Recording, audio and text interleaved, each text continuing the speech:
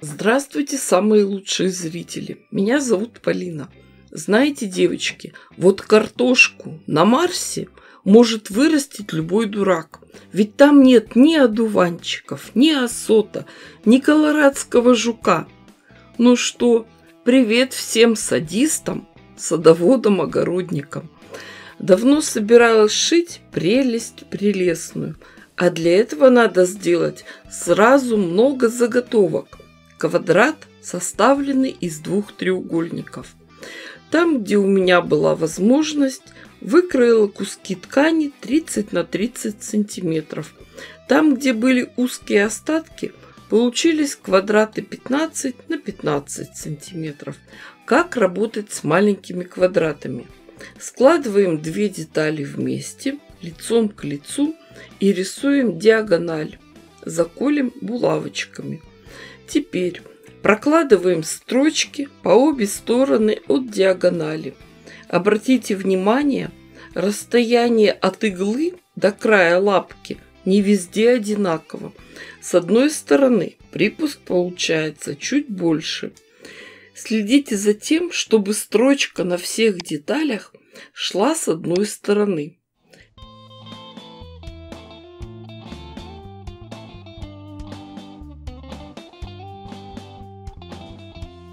После того, как прошили, отрезаем лишнюю ткань около швов и делаем разрез по нарисованной диагонали. Затем разворачиваем полученные две детали. С большими деталями 30 на 30 сантиметров работаем немного по-другому. Здесь отмечаем две диагонали и рисуем два перпендикуляра. В этих деталях мы также делаем строчки по обе стороны от диагоналей.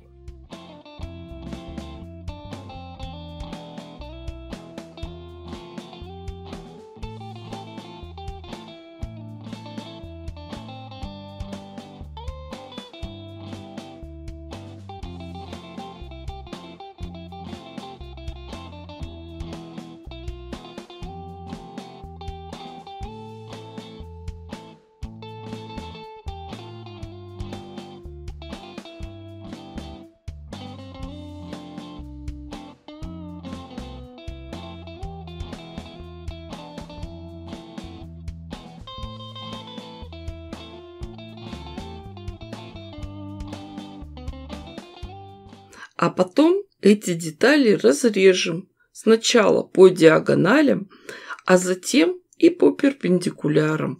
Таким образом, из двух больших квадратов получаются 8 деталей квадратов, составленных из двух треугольников. Конечно же, все детали тщательно проутюживаем. Швы заглаживаем на сторону темной ткани. Потом все промеряем и подравниваем. Узор будем собирать самый простой – вертушки или мельницы. Сшиваем сразу всю заготовку.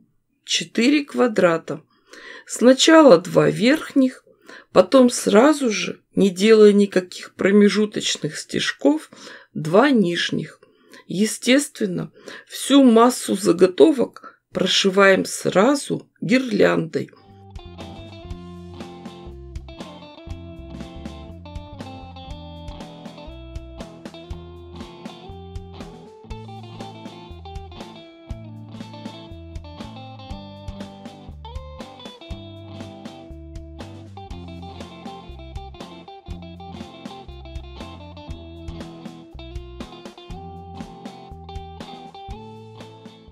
Отшитые 2 пары разворачиваем, расправляем швы, совмещаем срезы и прокладываем строчку.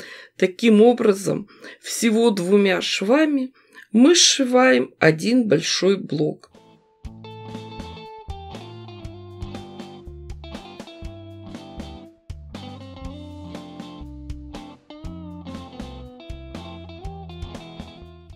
Когда будете проутюживать, работайте осторожно, чтобы не растянуть диагональные швы и не деформировать заготовку. После этого еще раз промеряем и подравниваем заготовки. Размер получился 26 на 26 сантиметров. Всего у меня нашилось 18 таких блоков. Можно все полотно собрать только из таких вертушек-мельниц. Получится интересный вариант. Но я вспомнила, что у меня лежат готовые отшитые учебные блоки. Мастер-класс на них есть на канале. Добавим их в наше полотно. Эти блоки немного другого размера. Увеличим их, добавим с краев лоскутки другой ткани. В каждом случае надо решать индивидуально. Вот здесь уже ваш выбор. На вкус и цвет все фломастеры разные. Полотно собирается постепенно. Сначала маленькие детали сшиваются в более крупные блоки, потом идет окончательная сборка. Сами понимаете, все швы у нас открытые, не обработанные. Всю изнанку закроем куском вспомогательной ткани. Обратите внимание, это бязь с очень светлым серым рисунком.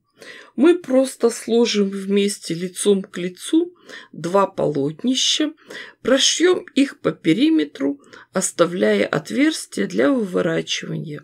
Затем все полотно выворачиваем, подтягиваем, расправляем, закалываем булавочками и простегиваем.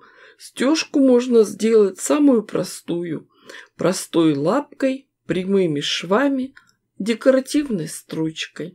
Стежку по квадратам.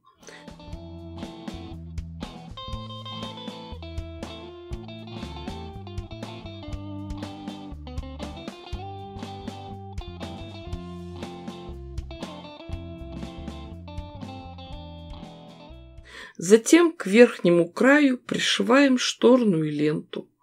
Думаю, что сейчас вам уже будет понятен выбор материала. Да, вот такая задумка.